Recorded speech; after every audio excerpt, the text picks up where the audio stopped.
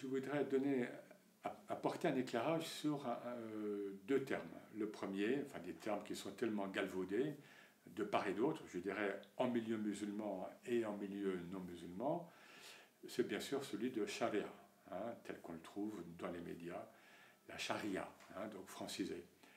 Alors, le terme coranique, je crois, revient en 4 occurrences et il n'a pas du tout un sens juridique. Il vient notamment en Coran 5,48, hein, mais en tout, je crois que c'est 4 occurrences. Et dans ces occurrences, le terme a le sens de voie, de méthode. Et l'arabe ancien, enfin je veux dire les lexicographes, donc, tels qu'Ibn Manzour, etc., nous disent que le terme charia, tel quel, hein, en arabe ancien, c'est le chemin, donc on est dans la rhétorique très, très, très classique, de la langue arabe et très forte, en langue arabe et en islam, c'est le chemin qui mène à la source d'eau vive. Et il précise, c'est même pas une eau, on est dans le contexte du désert, hein, donc l'eau est rare, difficile à trouver, donc on arrive à un point d'eau qui est à surface, donc on n'a pas besoin de puiser, enfin d'aller en profondeur donc pour puiser l'eau. Donc c'est-à-dire, c'est l'image de la facilité. Et qu'est-ce qu'on en fait les hommes?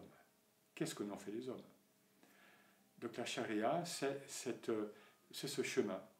C'est ce chemin qui est pour tout le monde, qui est donc précisément en islam, qui va devenir, qui va être de plus en plus employé dans un sens juridique, mais de grâce, gardons-lui ce sens primordial.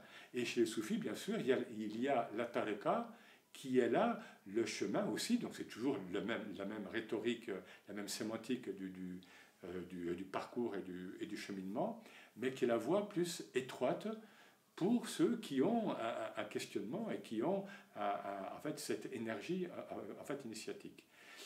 Alors, très vite, le terme charia, au bout de 2 siècles, on dit, hein, donc d'islam, va être infléchi vers un sens juridique. Mais encore une fois, il ne faut pas perdre de vue ce sens coranique de la voie du cheminement, qui est donc celui du terme charia.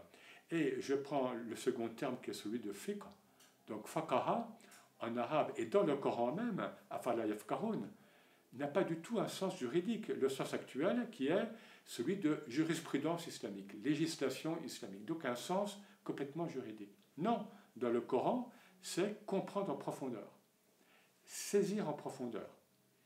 Et de fait, lorsque Abu Hanifa écrit son ouvrage El-Fiqh El-Akbar, ce n'est pas du tout un ouvrage de droit musulman, alors qu'Abu Hanifa est un des fondateurs d'écoles juridiques. Non, c'est un traité de théologie.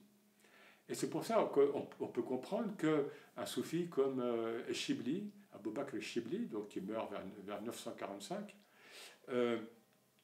il va provoquer justement les juristes, hein, les fuqaha, justement ceux qui vont s'appeler donc faqih au singulier et au pluriel fuqaha, donc ce qui va devenir juriste, en disant mais moi, ce que je veux, et conformément en fait au Coran, c'est le fiqh Allah.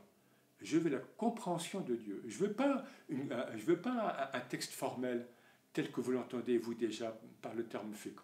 Non, je veux la comprendre, enfin ce qui implique, parce qu'il connaissait bien l'arabe, je veux le fiqh Allah.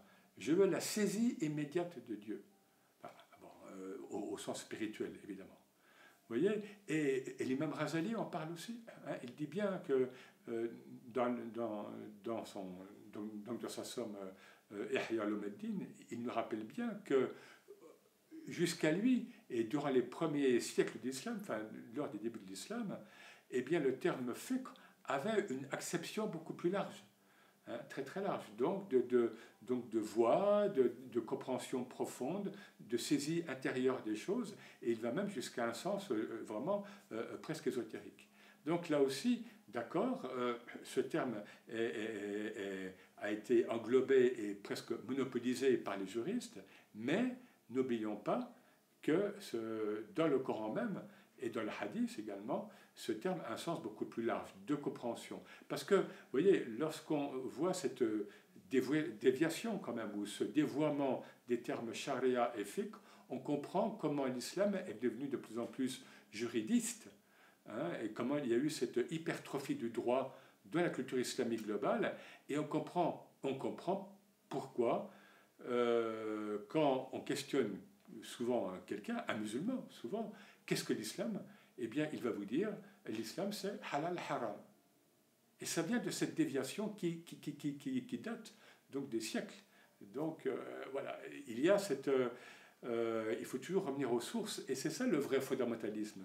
Le fondamentalisme, ce n'est pas de porter une djellaba plus ou moins courte, ou bien de s'habiller comme vivaient les Arabes il y a 1400 ans, c'est pas ça. C'est revenir au fondement, mais au fondement réel, scripturaire, linguistique. Qu'est-ce que nous dit le Coran? Qu'est-ce que dit le prophète réellement? Qu'est-ce que disent les savants? Donc là, mais ça réclame un djihad, un effort pour entrer dans la langue elle-même, la langue du Coran, la langue du prophète, sallallahu alayhi wa sallam, et puis la langue donc, des grands savants. Merci à vous.